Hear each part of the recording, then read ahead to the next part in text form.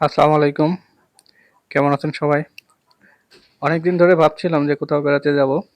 তো হুট করে চলে গেলাম লালপুর পার্কে। সেখানে অনেক ধরনের পশু পাখি আছে, যার মধ্যে ময়ূর, উট পাখি, গয়াল, সাদা মহিষ, বিভিন্ন ধরনের হাঁস, দুম্বা, বেশ অনেক কিছুই আমরা দেখলাম।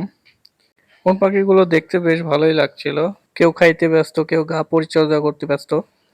এখানে একটা উট পাখি দেখতেছি বেশ হাতের কাছেই।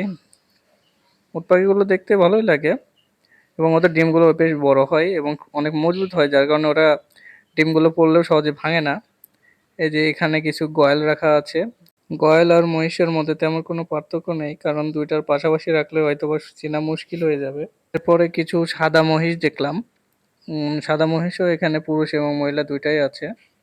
আমরা সচরাচর মহিষ কালো বেশি জানি, কিন্তু এখানে সাদা মহিষও আছে এবং এখানে বিভিন্ন জাতের হাঁস আছে, দেশি হাঁস এবং আপনার রাজহাঁস, আরো অনেক হাঁস আছে যেগুলোর আমার নাম জানা নেই। এখানকার হাঁসগুলো দেশি হাঁসের থেকে বেশ বড়সড় হয়ে থাকে। সারা অবস্থাতে হাঁসগুলো পালন করলে বেশ সুস্থ সবলই থাকে হাঁসগুলো। এখানে হাঁসগুলোকে ওরা ভ্যাকসিন দিচ্ছে, হয়তোবা ডাক ফ্লেগের ভ্যাকসিন দেওয়া হচ্ছে, যেহেতু হাঁসের রোগ ক্ষেত্রে কিছু রোগই আছে, যার মধ্যে ডাক ফ্লেগ রোগটা মারাত্মক রোগ। সেই রোগের ভ্যাকসিন দেওয়া উত্তম।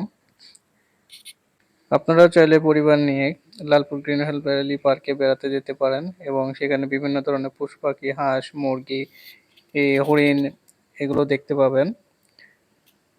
এখানে কিছু ছোট ছোট বিদেশি জাতের হাঁস আছে, যেগুলো আলাদাভাবে রাখছে। ওইগুলো বেশ বড় জাতের হাঁস আর এইগুলো বেশ ছোট জাতের হাঁস। এবং এখানে ছোট হাঁসের মধ্যে আমাদের দেশি পাতি হাঁসও দেখা যাচ্ছে।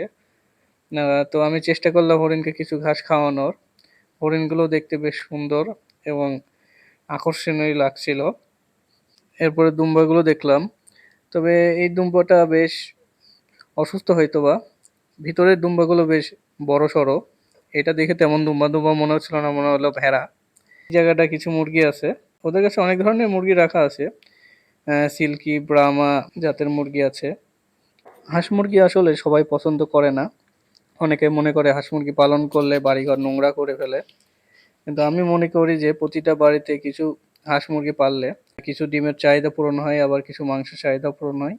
আজকে এ পর্যন্তই। সবাই ভালো থাকবেন। আসসালামু আলাইকুম।